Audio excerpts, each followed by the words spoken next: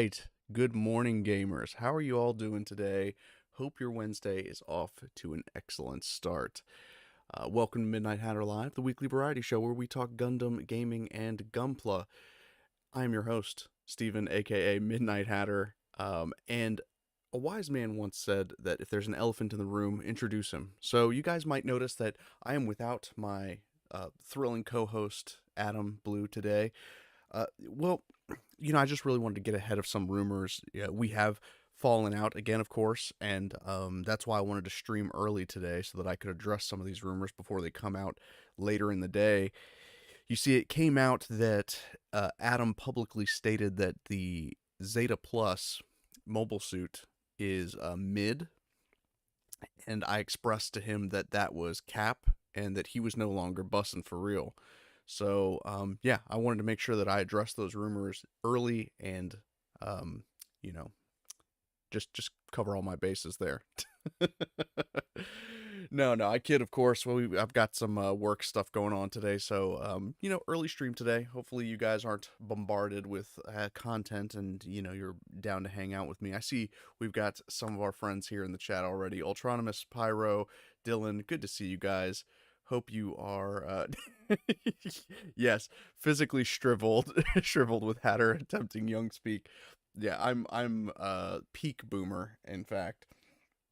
No, yesterday was actually a really fun day for me because I got to drop another video, and put out an Instagram reel using one of my favorite new songs. I'm a huge Porter Robinson fan, and the new tracks that he's been releasing have been really good. They're different from his old stuff, and it's so funny. He's gotten into this pattern of like every album he kind of reinvents his musical style and pisses off a bunch of his previous fans, and so but it's like you come to expect that from now.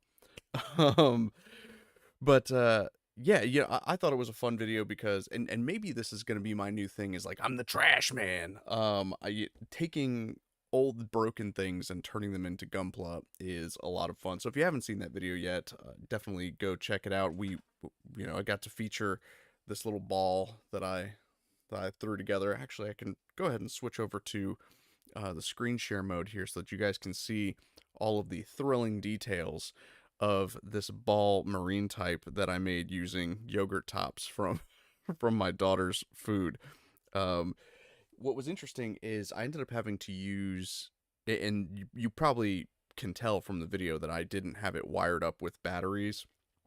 I ended up having to wire it up to my AC adapter because these motors just pull way too much juice. So like for instance, this is the little coin battery that I was testing with, and I mean the motors basically kill this battery almost immediately, and then the LED light doesn't even come on. So this guy needed a lot of juice. And I don't know if anybody saw the little Easter egg in there is the custom Zeeg New York um, action base, I guess, sort of. It's kind of sad to me that the ball MS is not compatible with any of like the standard Gunpla action bases, right? But at least they come with their own bases. And like I said at the end of yesterday's video, if you are just kind of cutting your teeth on Gunpla customization, then these guys are the way to go, because you've got all this hollow space that you can stuff all kinds of electronics, whether it's LEDs or you just want to fasten things to them. It's really just easy to work with, and you get two of them, and they come with bases. I do need to make a waterproof version that can actually be used as a pool toy. Ooh, actually, there you go. It's I should replace the top cannon with a harpoon gun. I was very disappointed because, and of course, blame Thunderbolt. I was gonna, when I was naming this, I was like, oh, marine type ball, so it's a RB79M, type marine ball. But then I found out that already exists and that they did it in Thunderbolt, and it kind of looks cooler. But I don't know. I kind of like the propeller looks. So. And if you are just graduating from cutting up the ball, I can't recommend enough grabbing the Loto twin set from Unicorn. Again, another high grade kit that comes with two.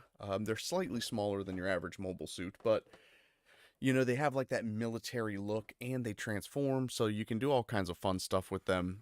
I think it's pretty cool. And that's probably going to be my next, trash to treasure video. Is we're going to do something involving those Lotos, and who knows? Maybe if I'm almost out of motors. I only have one motor left from that drone that I harvested parts from. But it would be kind of cool if the Loto could actually drive, right? I know I've seen some people take like the high grade gun tank and make the treads move. So if I can actually get the treads to move on the Loto, that would be a little fun, I think. So with all of that yesterday and, some other personal stuff going on, I decided to celebrate in the weirdest way possible, which was I made my own hot sauce. um, which was kind of a fun experiment and something I've never done before. But I used some pasilla chilies, some guajillos, and some chiles de árbol, and there's some onion and garlic and stuff in it. Came out pretty good. It's like it has like the consistency of a Tabasco, way spicier. I think that it would probably make a better base for like a spicy mayo or like a wing sauce. But next time, I think I'm going to use white vinegar instead of apple cider vinegar. I thought like, oh, uh, sorry, this is amazing. Um, I got shit faced and defaced a national monument, and that's how I celebrate it. Pretty much, yeah. That's how it went. But yeah, a marinade would be a good idea as well, for sure. So who knows? Maybe I'll come out with my own line of like Hatter's hot sauces and seasonings. I don't know. What was interesting is that for as spicy as it was, did not give me heartburn. So maybe there's something to like the consuming of seed oils and preservatives and stuff being not so good for you because this fresh hot sauce didn't upset my tummy. But all that is to say that yesterday was a a fun day indeed, and I even made some progress on something that I started a couple of months ago maybe.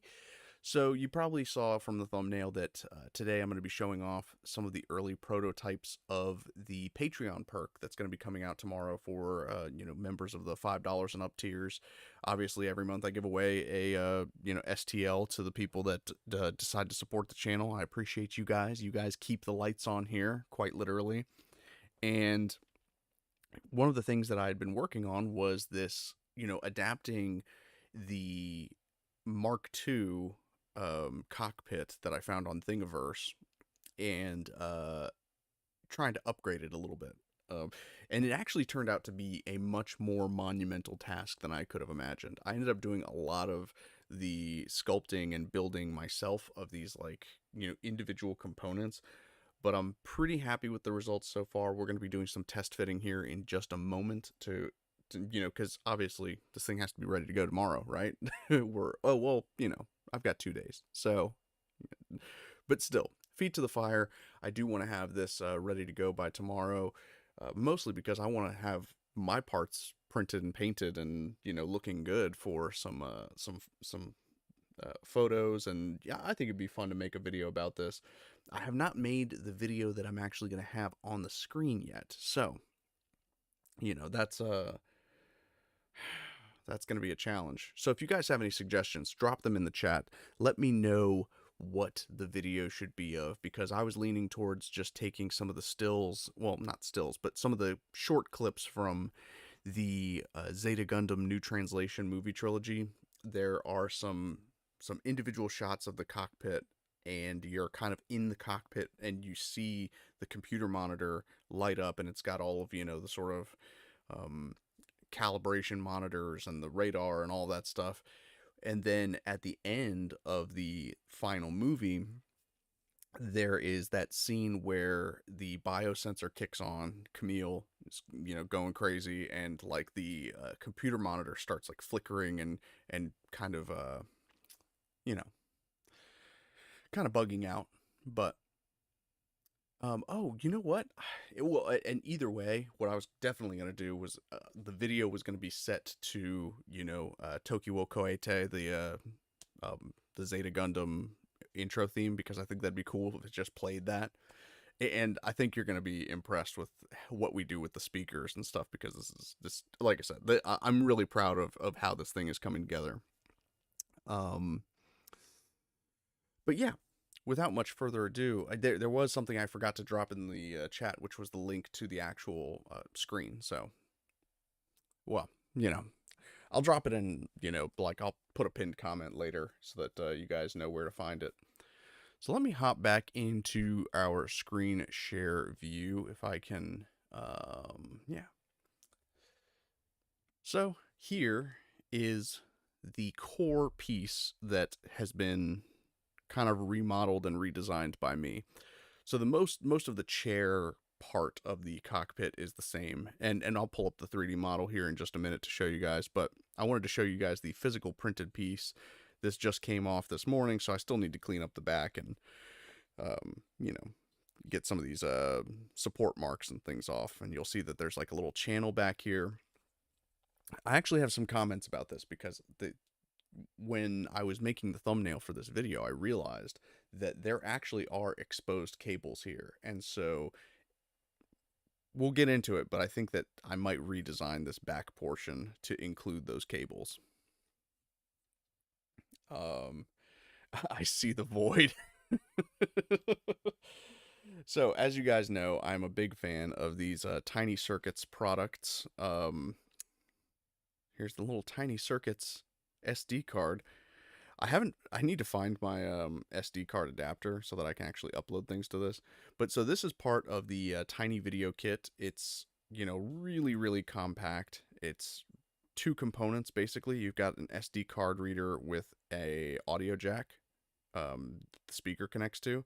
And then you have the USB battery and, video screen component. And so when these guys are snapped together, the video screen can read what's on the card, and the audio will play out of the speaker jack. So the challenge was to somehow find a way to fit this screen into the cockpit computer of our Zeta Gundam. And I think we have done just that. I might need to tweak some things so that I can get the card to come out of the bottom. So I actually designed it in such a way that you can insert and remove the card from this slot in the bottom of the computer. Again, some quality of life features that I think will make this pretty awesome. Basically, I wanted to design it in such a way that once you get the video player in there, you can charge the battery and swap out the SD card without having to remove everything and do all of that. So, to that end, this little channel in here is where we insert our speaker. And this is what I was talking about when I said that those exposed cables might not be such a bad thing, because I actually created this little channel where we can hide the speaker wire, and then there's a back plate that I designed that fits in and covers everything up. But now that I realize that there's exposed wire there, then we can just play off of that and kind of use that to our, use that to our advantage. Now, of course, this was the biggest pain in the butt, is the massive lithium battery that somehow we have to we have to stuff in here. So that is why the computer screen is so thick. It's like kind of a dummy thick computer monitor. But the battery comes into the top here and slides in behind where the screen is going to tuck in. So now that we've done that portion, we can slide this bad boy in, if he'll fit.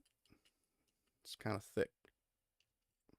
Well, I wonder if I should connect it first and then try to do this.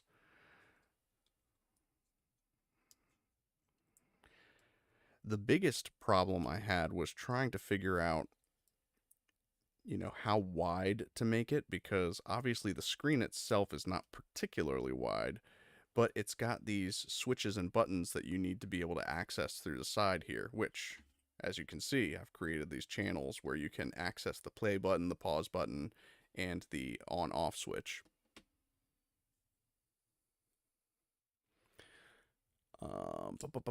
Could that cause an overheating issue? I would hope not. I haven't had any issues with the battery getting too hot so far, but I've never really had it on for more than like, maybe a few minutes at a time. If I can just get this, so this is probably a weakness here. So I need to have some kind of channel to allow the wires to kind of scoot back in. And maybe this is something where instead of designing it where I've got a small cap here, so this cap actually is designed to fit over this. And like once you've got it all tucked in, you can cap it off and then take the cap off whenever you need to charge it. I think it looks like I'm going to have to consider doing a cap that is the full depth of the part. So for the purposes of the stream and making this thing work, what we're going to do is do some on-the-fly modifications.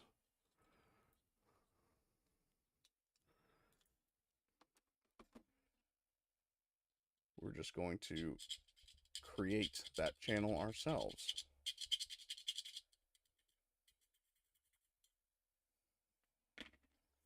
This might be a little more.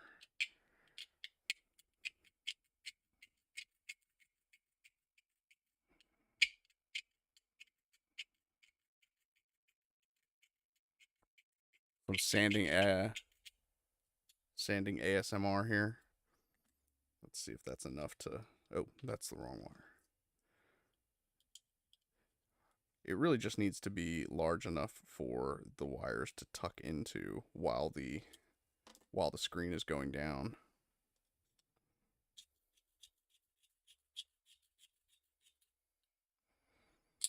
Ooh, congratulations on the new nippers. You never have too many, I've found. All right.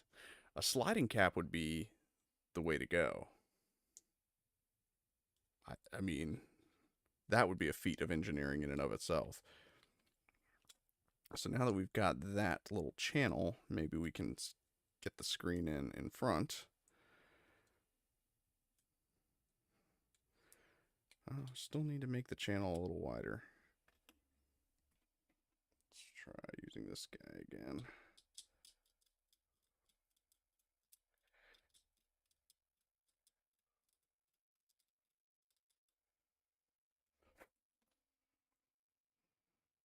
Okay.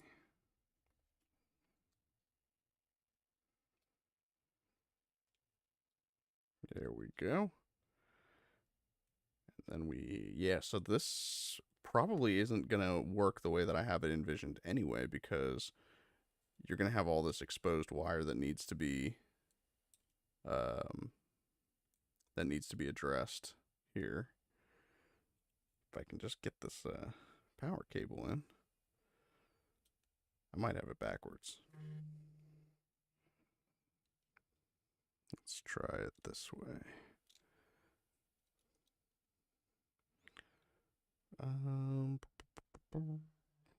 Nope, I had it the right way.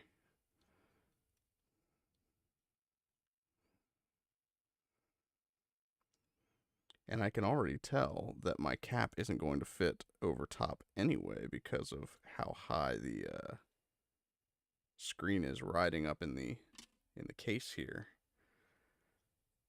Although I would say the size of the monitor here is pretty spot on. So the question is, can we get our SD card in underneath? Oh.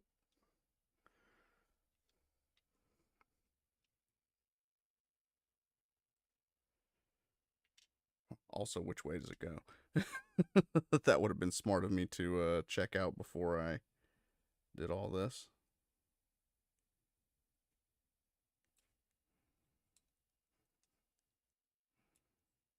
Oh.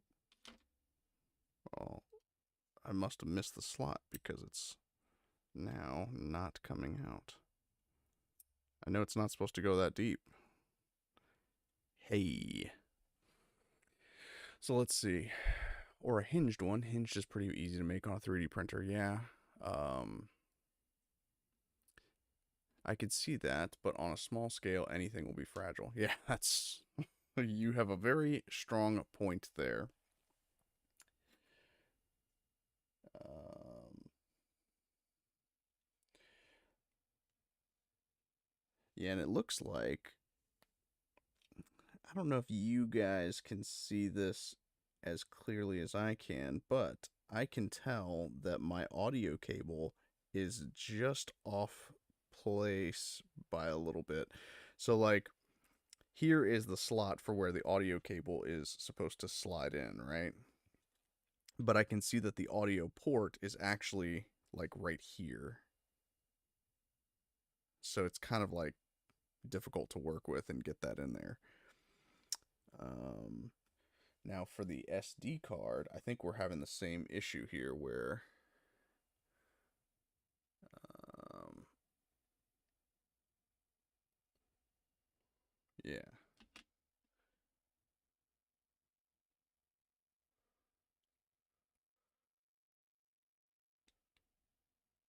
There we go.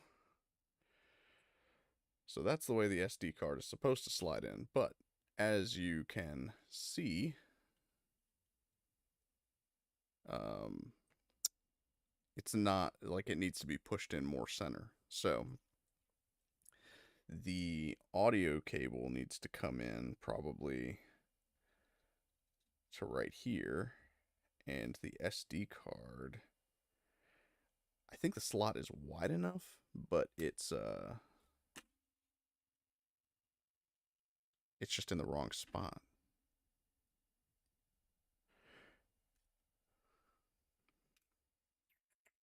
Which explains why it wouldn't go in when I was tucking it in through the top.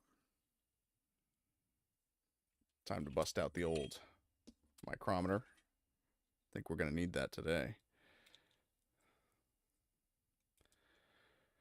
Man, it's like, but I really wanted to at least show you guys what it looks like when it's on. I wonder if I can still hit the on switch here. No, see, that might need to be pushed back a little bit. If we can. Yeah. So these all need to come back about a couple of millimeters so that they're in line with the actual buttons, because I cannot press them from here. Although I think that that's looking pretty sweet, just having the screen in there. And then of course, like I said, the way that now this part seems to work just fine. Getting the speaker in underneath the console right here that comes up between, if you were to have like, I think that this is scaled for probably like one of those little uh GMG or like Kenner scale Star Wars figures. Like the legs are supposed to kind of sit right here, and this cockpit comes up between the legs. It actually operates on a hinge joint here, so that you can get the full effect of the cockpit, closing and all that stuff. And I put in some speaker holes here on the top so that you can get the audio kind of coming out of the console here. So this is what the finished product would somewhat look like if if I didn't screw it up. But I think that this is some serious progress from where we were at several weeks ago when this project started. So once you get the wires tucked into that little channel there, this little plate comes onto the back and snaps shut. Obviously, it's not supposed to break like that because you're not supposed to have wires that are still sticking out. But, like I said, the idea is that this thing gets sealed up. And if you need to charge the battery, you've got your port here. You've got the idea is that you're supposed to have access on the sides to all of the buttons and switches. And then, yeah, the SD card you would have access to on the bottom. So, still some work to do. Now, that said, let's see here.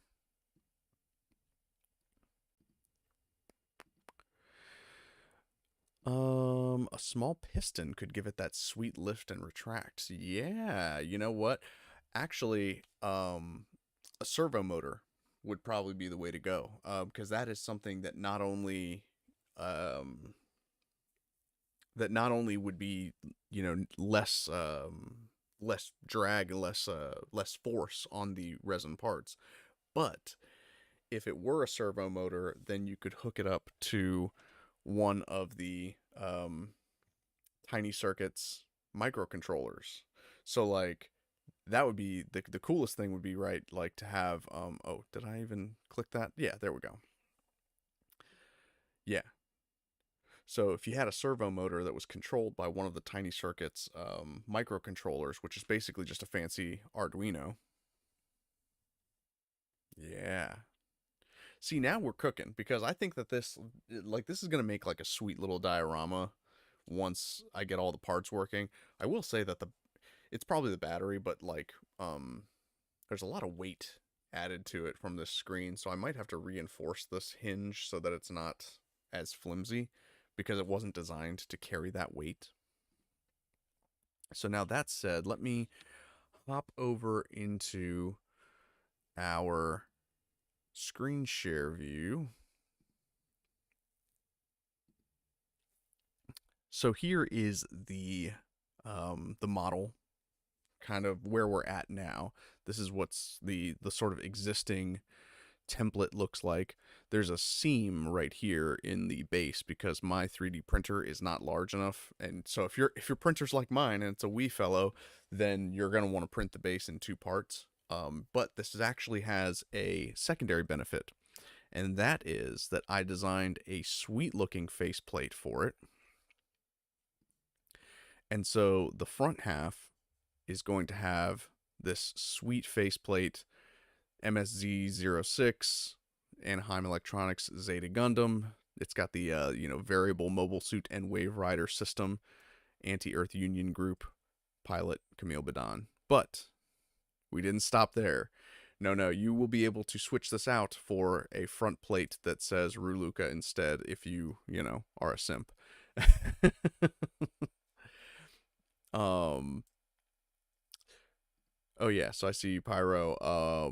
You need some kind of way to hide the motor in the seat itself. Yes. That would be the trickiest part, especially given the way that this is designed. It's designed, sort of on this hinge, right?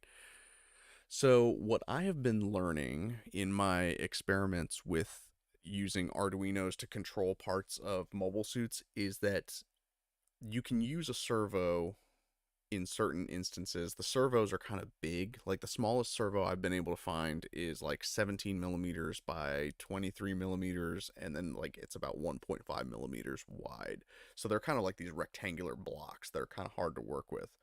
But what a lot of people have been doing is using wires and cables as an alternative. And so what you do is you have that like hinge joint, and you have it wired up with a cable that uses tension to retract, kind of the same way that your muscles actually work in your arms and legs, is like, you use the tension of like tendons being pulled by the muscles.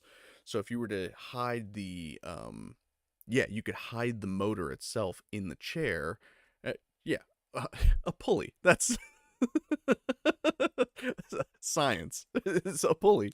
Um, yeah, you use a pulley system to get that same effect to work. And I actually just saw a robotics channel where they specifically use um it's a specific type of pulley that's designed to mimic the way that human joints work, where there's like a socket and you actually have four cables that you kind of loop the wire in and out of, and it creates that sort of like, you know, knee joint style socket. That's probably a little more advanced than I'm going to go for with this particular build, but it's good to remember that because there are some other things that I have planned that might be effective for. So yeah, and then this works the same way where it's like, let me grab both of these. This is designed with a cavity on this side and a little slot here that it's got like a chamfer on it so that it kind of guides itself into the part and then meets in the middle, and that is your base. The base then has this hinge that connects into it. That you probably want to just glue that in place. There's a peg here that holds the chair, and the chair can actually, pivot on that joint. So that's kind of cool.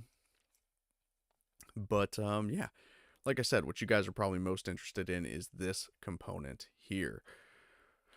Um, so yeah, the challenges that we were looking at before are obviously we've got the issue with the top of the screen here, and then we have the issue of oh yes, please Pyro, go for it. Suggest all of the things. Um, and as we discussed earlier,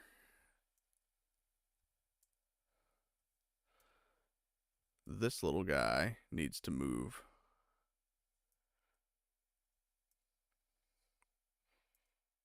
Get some thick wire, like modeling wire, and reinforce that small seat mount.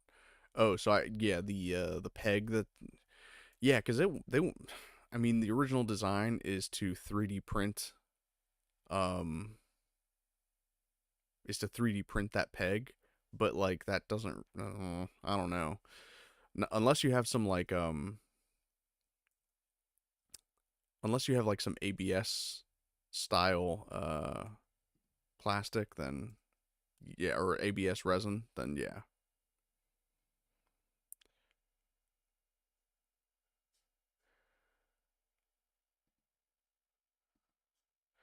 Oh, if you're going to put figures and such, that's the point of failure. Oh, you're talking about I keep like clicking away from Blender and then getting myself all messed up. So you're talking about this right here, or like where it connects to the base.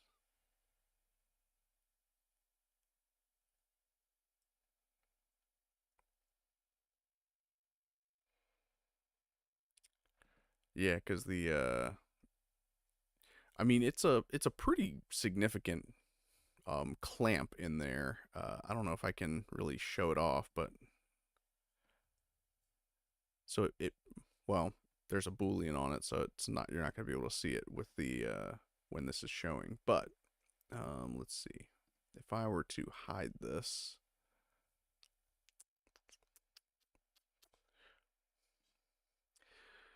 so yeah, it's a pretty significant cut in there. But yeah, you're right. That is like a serious point of failure, and in particular, if this front end is not attached, then the whole thing's going to topple over. And that's why the front end has to be as wide and bulbous as it needs to be in order to accommodate that.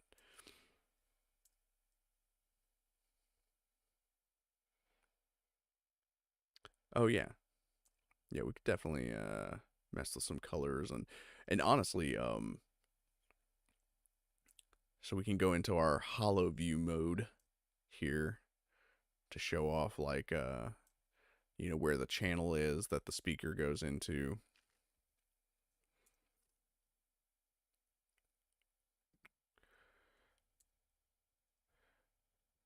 But yeah, so that's where that block snaps into. And maybe it does need like maybe it does need some more support. Honestly, I'm surprised that the feet aren't supported better from down here.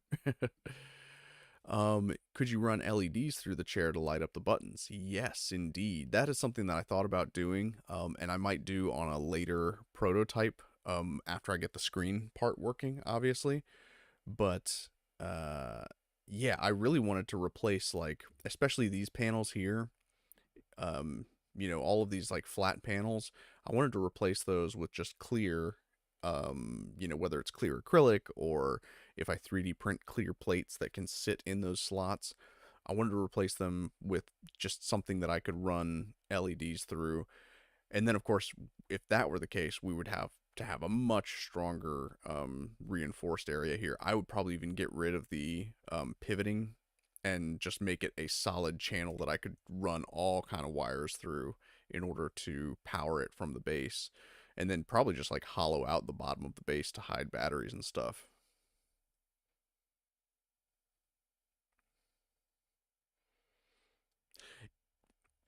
Yeah, see, I'm glad you mentioned that. Is like, because when I first saw the model, I was like, well, obviously the I thought that the chair and the screen were excuse me, not meant to be connected. I thought that the feet had the hinge for the computer monitor and everything, and that was where the pivot was. But no, it's like the feet are supposed to move, which is weird.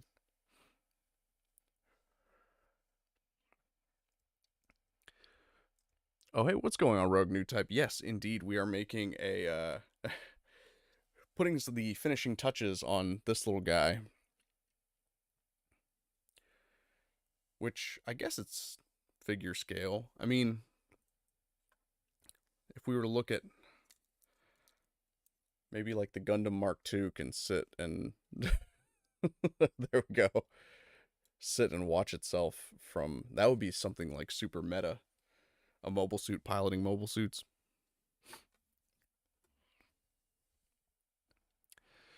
So, with that said, we addressed the need for a change up here, obviously. And I think that the way we should try to achieve that, honestly, I'm debating whether we need to. Let's pop the back off of here again. Okay. So, since the screen sits so high up, we might have to just make the entire housing taller anyway. Because it doesn't seem to touch the bottom of the housing the way that we want it to.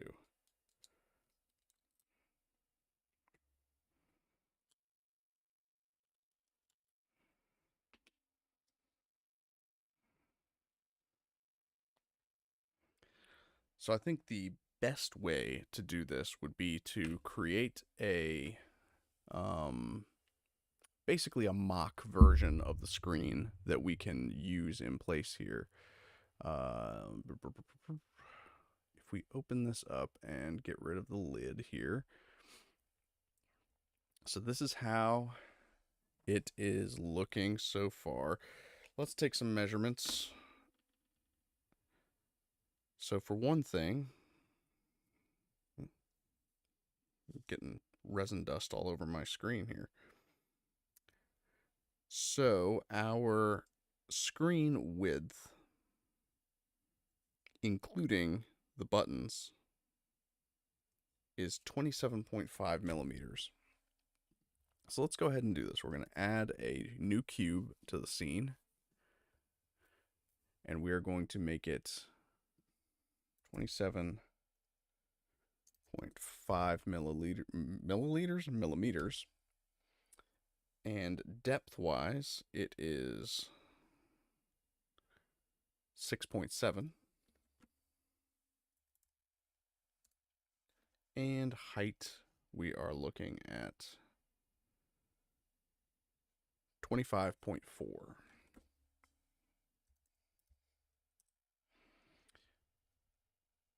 So this is our little screen.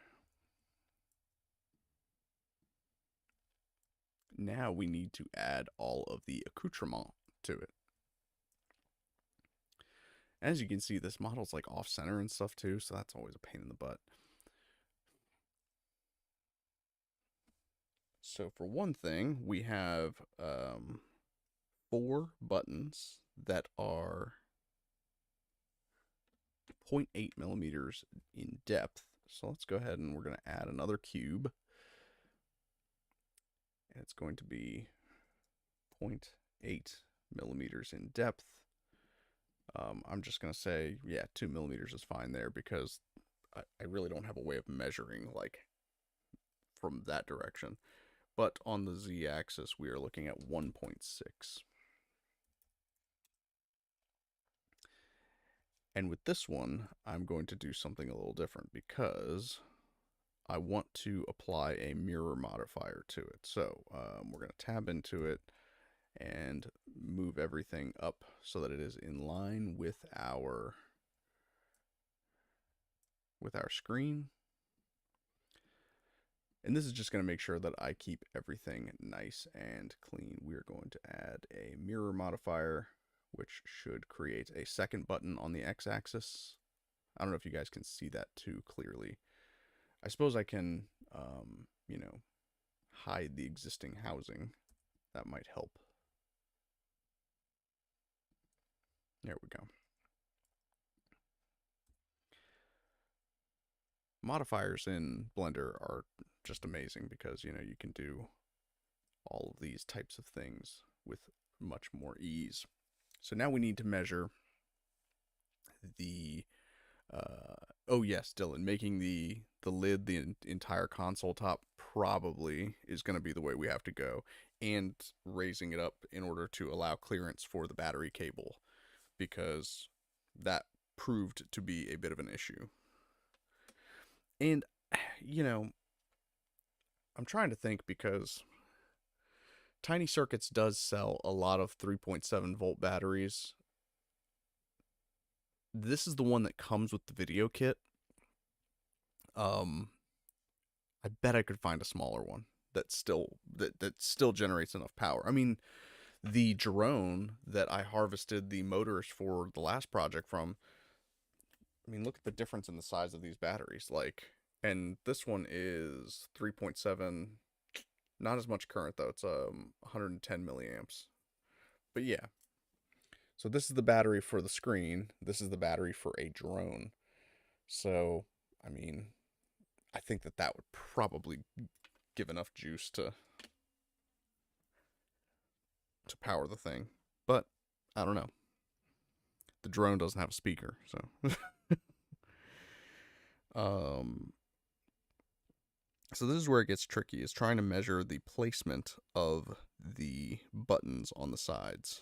So from the bottom of the top button to the top of the screen, it's 6.3 millimeters.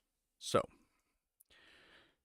in order to calculate that, here's what we're going to do. We're going to take the Z value of just the top of the screen,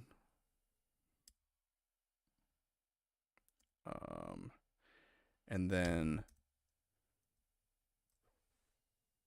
we are going to set the button.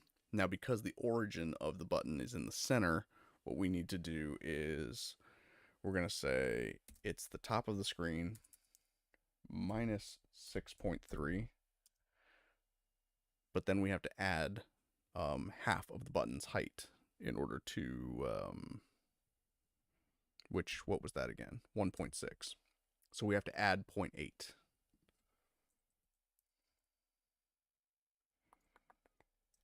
Plus 0.8. And that is the exact vertical position of the button. In much the same way, from the front of the screen, it is 4.2 millimeters. So we're going to do the same thing. We're going to grab the screen front, grab the Y value of that, 4.2.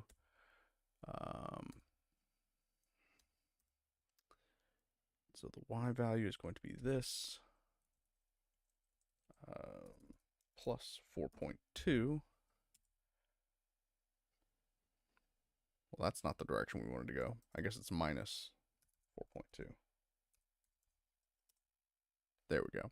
But then we also have to add half of the depth of the button, which is 0.4.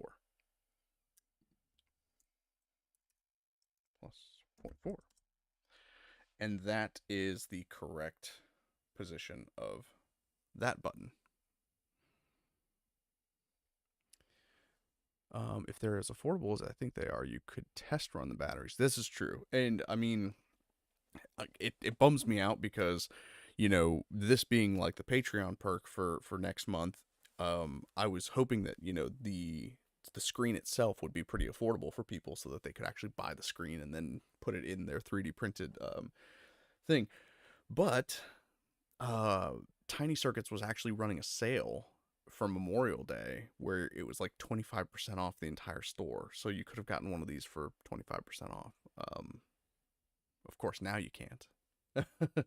But no, they always have sales and stuff going on. So you can always take advantage of that. And this is just, it's worth noting. So like this piece alone, I think is $55. This is if you buy the kit. You can actually buy the components to make this kit for about like, I don't know, 10-15 bucks a piece. So it's like the screen part of it is about $9.99. The microcontroller portion is as low as 15 bucks. The SD card, you don't have to use their SD card. Honestly, I was thinking about this where so this is the SD card that is no longer working for my Nintendo Switch, and it's 128 gigs compared to the 8 gigabyte card that Tiny Circuits gives you with the video kit. So with this guy, I mean, I could probably store the entire Zeta Gundam movie trilogy and just have it on a loop. Just have Camille posed like this in the cockpit watching. um. Anyway. So the next step, of course, is going to be to add that second button on the side, which means we are going to need to measure the distance between the two buttons, which is 8.6 millimeters from top to bottom. So what that means is we want to grab this. We're going to grab the Z value of that. And then we will select all. We're going to duplicate our button. And then we need to subtract 8.6. But as you know, we have to account for the height of the button since the origin point is in the center. So since we're measuring from the top of one button to the bottom of the other one, we basically just subtract one whole button's worth. So I think that's the 1.6, right? Let's see. Let's just make sure. We'll put on our edge length measurement. Yeah, 1.6.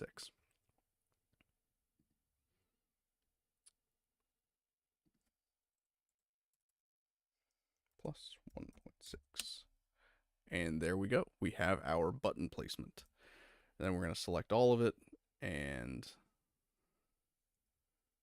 whoa, let's swing around here.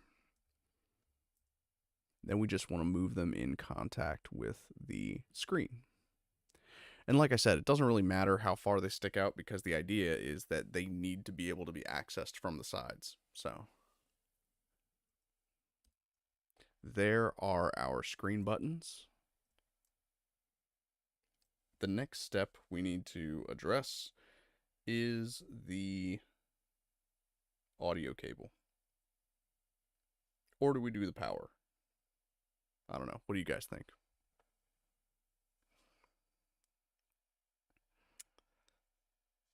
So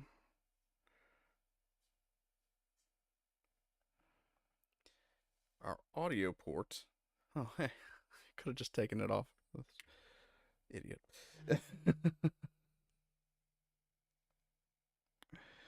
So our audio port is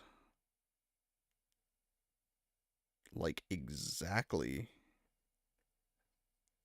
no, it's like 10.7.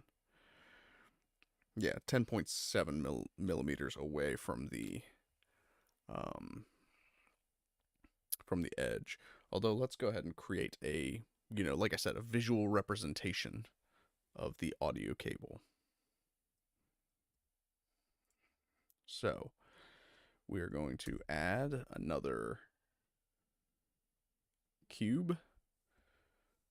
And I might have to dash before we have an opportunity to finish this because I do have a meeting coming up that I am required to be on. So 3.8 millimeters wide.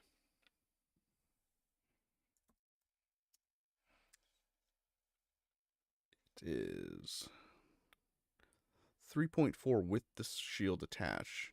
Okay, so 3 millimeters because the shield itself is 4.4 millimeters in thickness. Thick. I don't know. And then 4.1 is the height of the audio jack. So now that we have that, again, it's just a matter of trying to find the right placement for this thing.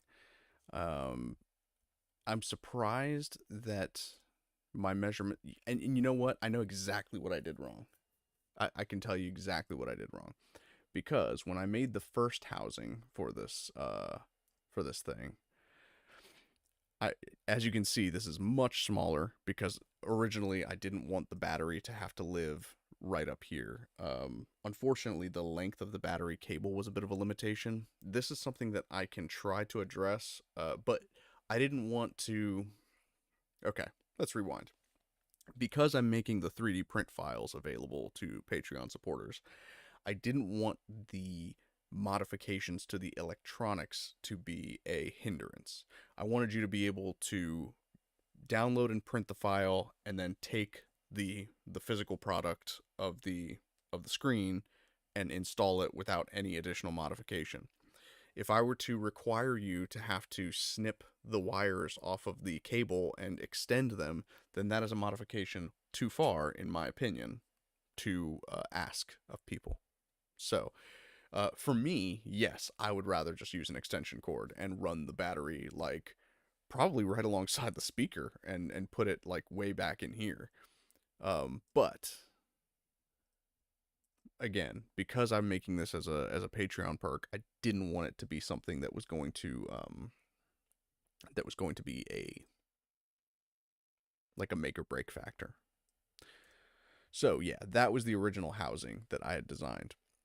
The replacement housing, the one that you see before you, is obviously doubled in depth and actually scaled up. And so what happened was, because instead of increasing the size of the housing relative to the screen, I just scaled up the housing altogether, which means that the placement of the speaker cable from before got moved outwards when I scaled it up. That is where I screwed up. But that's why we're here. So now the placement here, I'm just going to copy and paste this because it pretty much is aligned perfectly central. Well, I say that. Let's not take any more chances. What do you guys say?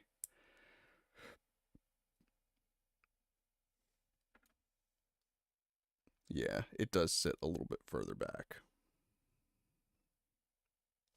But fortunately, I already know exactly how far it is. Because remember, this side of the this side is 0.4 millimeters thick. So if we take the Y value here, copy, and then we grab this little guy and we set the Y value of him. Oh, I've been using the normal values. That's probably what's been messing me up. And we'll say minus 0.4. No. Minus 0.4. And then we have to do half of its depth, which means minus 1.5. See, again, screwed it up.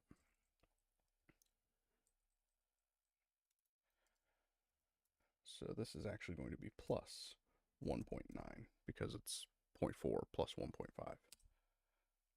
That is where our speaker cable is supposed to live. Well, not horizontally, obviously, but now, like I said before, let's see how far it is from the edge. I think I said it was like 10.1 or 10.2 millimeters. Whoa, I was way off. It's 10.8. So 10.8, and then we have to also take half of its, half of its width.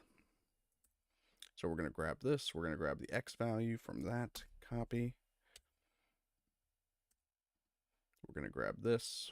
We're going to paste in that X value, and we are going to add 10.8. But then we need to subtract half of 3.8. So that would be what? 1.6. So 1.5 plus 4, 1.9.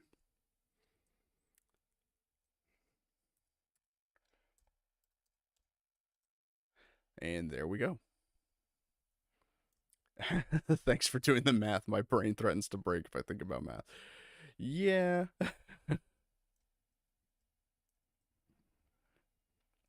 So that is the placement of the audio cable. Now, it's worth noting that the audio socket is much smaller than the actual cable. So now that that's in place, what I what I must do is get the width of the actual cable jack, because that is going to have to fit through the socket. So here we've got our audio cable jack, which is actually 4.6 millimeters wide. So this needs to be 4.6. Boom. And there we go. There's our new audio socket. Now I might have to go ahead and run so that I can make it to my meeting on time, but I think that we're making a lot of progress here that would otherwise not be getting made. And I can already tell, just looking at it, like that the fit is going to be very different when we actually get this thing in place. Like,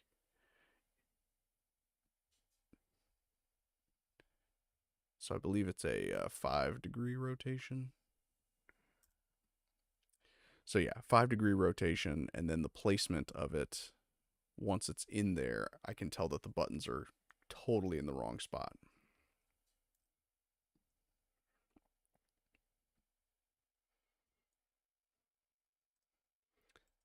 Grab on the x-axis. So that would explain why I was not able to to turn the screen on. But I think that it's going to fit a lot better. And yeah, like I said, you know, this is exactly the problem that I was having. Was I was trying to tuck the audio cable in there, and the audio cable cutaway was like half the distance away from where it needed to be. So, all right. Well, thank you guys so much for tuning in and helping me troubleshoot this issue that I've been having.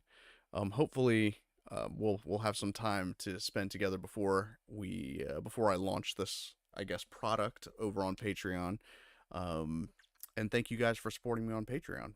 This is what I do for you is make 3D models that that hopefully you can print and then break like I did. I hope you guys enjoy the rest of your day. Don't forget, there is a Gundam Explained show tomorrow. I will be on that one, despite my beef with Adam. And also, he dropped a video this morning on the GM Sniper, so go check that out. And if you haven't seen it yet, definitely go check out my video on my ball-type yogurt. All right, cheers, everybody. Have a good one.